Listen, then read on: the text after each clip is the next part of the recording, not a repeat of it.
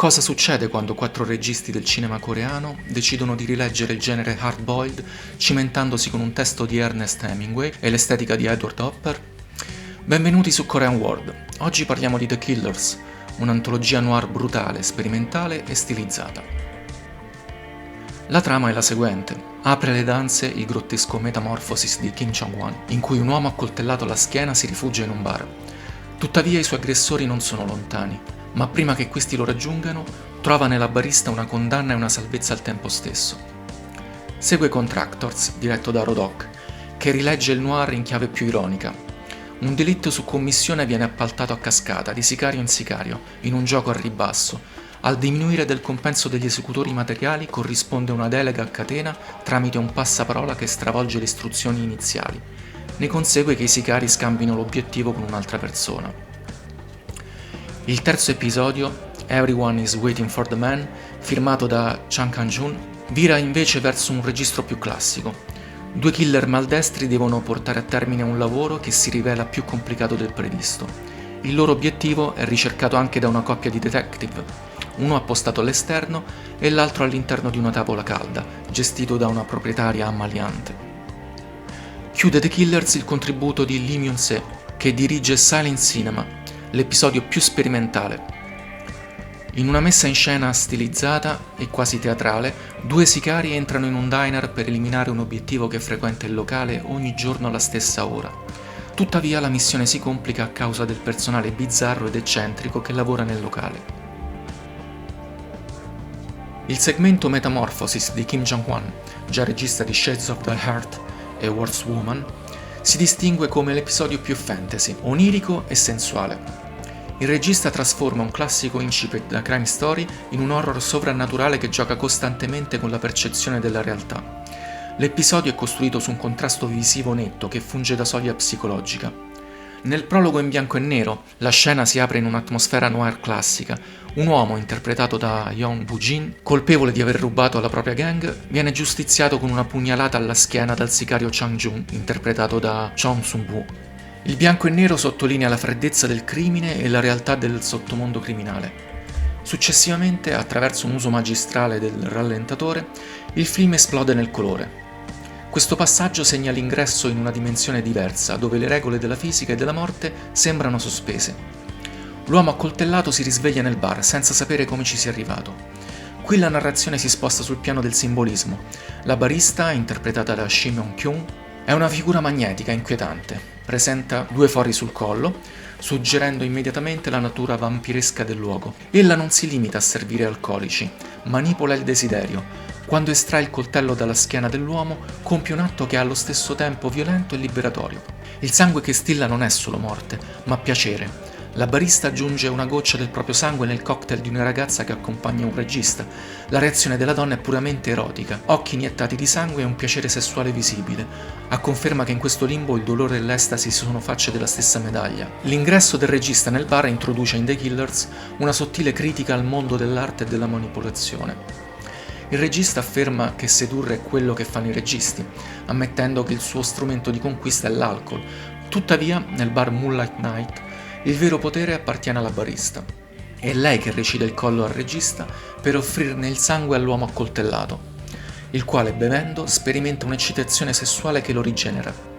La bolla onirica del bar viene infranta dall'arrivo della realtà esterna.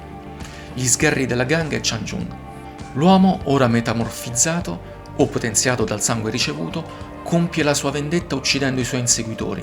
La violenza finale è stilizzata, quasi coreografica, e segna la chiusura del cerchio per il protagonista, che da vittima nel bianco e nero diventa carnefice nel colore. Contractors trasforma The Killers in una black comedy sociale. Ispirandosi a un fatto realmente accaduto nel 2019, la regista Rodò, già nota per Very Ordinary Couple, mette in scena una satira spietata sulla gerarchia del lavoro e sulla precarietà, dove persino l'omicidio diventa un servizio subappaltato fino all'osso. Una ragazza misteriosa commissiona l'omicidio di un professore di musica della Wooreen University per $300.000. Invece di agire, il primo sicario passa il lavoro a un altro, trattenendo una parte dei soldi. Questo processo si ripete più volte. Ogni volta che il messaggio passa di mano, le istruzioni originali si distorcono e la cifra promessa diminuisce drasticamente. Kwon-soo, interpretato da Hong Sa-bin, riceve solo $300 e da perfetto capo ne offre solo 100 agli amici Song-yeon e Sang-tae per farsi aiutare. Basandosi su informazioni frammentarie, i tre cercano un'auto verde in un giorno feriale, anziché una Ferrari verde oliva nel fine settimana, come da istruzioni originarie, e finiscono con rapire So-min, interpretata sempre da Shin Myung-kyung, una dipendente amministrativa che non ha nulla a che fare con il professore. La scena del rapimento, dove Sang-tae la stende con un pugno, passa dal grottesco all'inquietante quando si preparano a seviziarla. Ma, un po' per salvarsi la pelle, un po' per ottenere vendetta, So-min rivela che l'uomo che cercano è Lee Chon-se, il responsabile, a suo dire, della morte di sua figlia.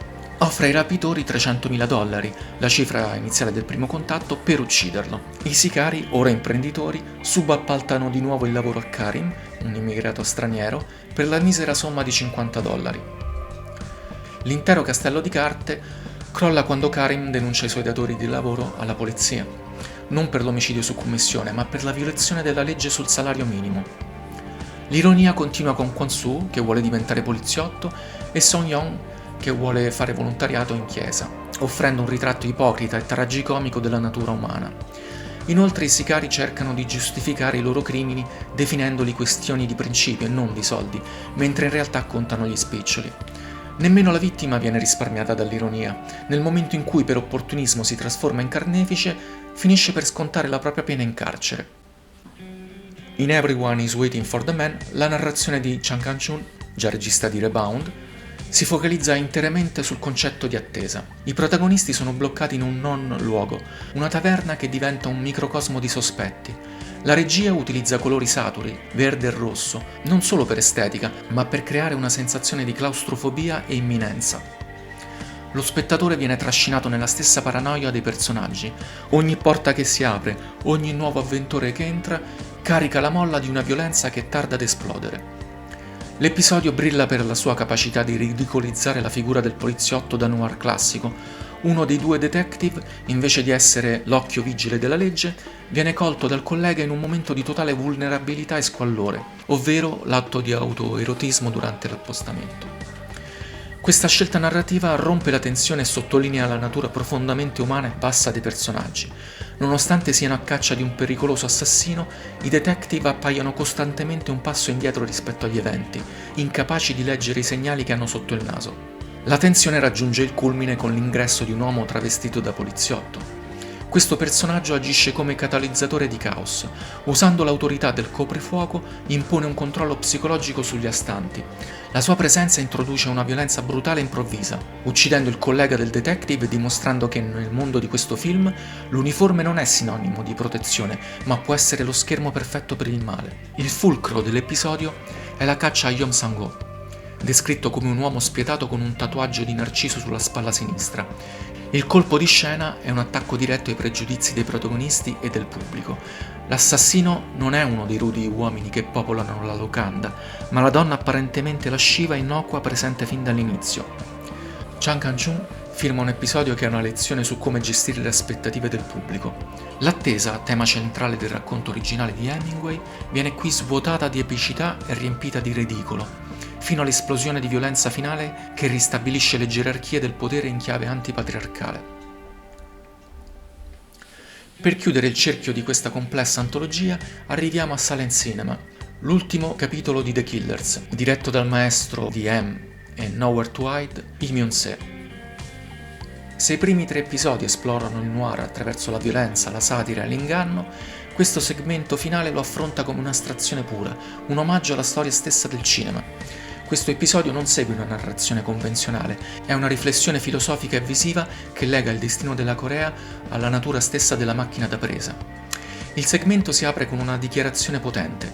Nel 1979 un proiettile penetrò nel cuore dell'oscurità, ma l'oscurità non sparì. L'oscurità di cui parla Lee Myung-se è sia quella del regime, sia quella della sala cinematografica. Il riferimento è all'assassinio del presidente Park Chung-hee, un evento che ha segnato la fine di un'era e l'inizio di una nuova incertezza politica per la Corea del Sud. In questo segmento i dialoghi non servono a spiegare l'azione, ma sono immersi in una struttura visiva talmente dominante da rendere il racconto un'esperienza sensoriale, dove le voci si mescolano in una danza frenetica che celebra il cinema delle origini per la sua forza espressiva e non per l'assenza tecnica di sonoro. Ogni episodio di The Killers è legato all'altro da elementi e caratteristiche in comune, incluse in un unico lungometraggio. Innanzitutto c'è da sottolineare la presenza di Shimon Kyong in tutti gli episodi, come protagonista in Metamorphosis e in Silent Cinema, vittima nel secondo episodio e semplice pin-up fotografata in una rivista in Everyone is Waiting for the Man. Quest'ultimo e, come abbiamo già detto, Silent Cinema sono ambientati entrambi nel 1979, anno in cui in Corea del Sud governava ancora per poco Park Chung-hee. Entrambi gli episodi descrivono plasticamente l'atmosfera oppressiva del periodo, espressa da coprifuochi e ambienti deserti. Altro elemento in comune tra i 4 progetti è l'utilizzo del colore, mai casuale. Mentre la maggior parte degli episodi gioca sull'alternanza tra colore bianco e nero, passando dal rigore espressionista di Metamorphosis e Silent Cinema alle atmosfere sfocate di Contractors, l'intera opera sembra orbitare attorno all'estetica di Edward Hopper. Il riferimento visivo è in Ottambuli, citato esplicitamente da Chang Kang-chung e ricreato scenograficamente da Lee Myung-se, una scelta che ammanta The Killers di un senso di isolamento speculare a quello della tela originale. E così abbiamo gli ambienti illuminati di un verde tendente al marrone sia nei vicoli esterni del primo episodio sia negli interni della tavola calda di Everyone is Waiting for the Man, o tonalità sempre verdi che si alternano al rosso negli interni del bar di Metamorphosis, come sono rossi i vestiti della donna nel quadro di Hopper, dell'avventrice del bar nell'episodio di Kim Chong-kwan e della padrona del locale nel corto di Chang Kang-chung. Anche in Contractors c'è un uso ricercato del colore, seppur in senso più didascalico e meno sensoriale. Il verde è quello della radura, ma anche dell'auto dell'obiettivo da eliminare. E come spiega Santé, il verde rappresenta il male nella cultura occidentale. In definitiva, The Killers utilizza queste costanti visive storiche per trasformare una struttura antologica in un unico affresco noir, dove il colore e il volto di Shimon Kyong diventano gli strumenti per dare forma a un'alienazione urbana che è insieme coreana e universale. Ma ora voglio sapere la vostra. Quale dei 4 segmenti vi ha colpito di più? Quello più noir o quello più grottesco? Scrivetelo qui sotto nei commenti. E se volete continuare a scoprire il meglio del cinema coreano insieme a me, lasciate un bel like e iscrivetevi al canale attivando la campanellina. Noi ci vediamo al prossimo film.